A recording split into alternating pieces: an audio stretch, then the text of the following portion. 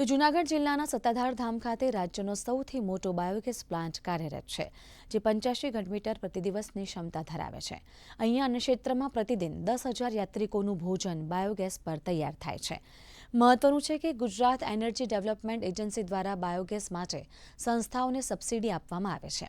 રાજ્યમાં વૈકલ્પિક ઉર્જા સ્ત્રોતોને પ્રોત્સાહન આપવા તેમજ ગૌશાળા, પાંજરાપોળ, શૈક્ષણિક સંસ્થાઓ અને અન્ય સંસ્થાઓમાં ઉત્પન્ન થતા જૈવિક કચરાનો વૈજ્ઞાનિક રીતે સદુપયોગ કરવા માટે રાજ્ય સરકાર દ્વારા સંસ્થાકીય બાયોગેસ પ્લાન્ટ સ્થાપવાની વિશેષ યોજના અમલમાં મૂકવામાં આવી છે.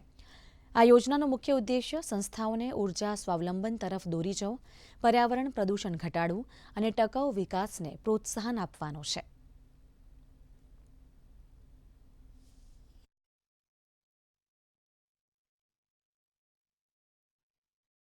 જે કોઈ ગેસ અમારો ઉત્પન્ન છે એમાં દાળ, ભાત, શાક, રોટલીનો બનાવવામાં અમે ઉપયોગ કરીએ.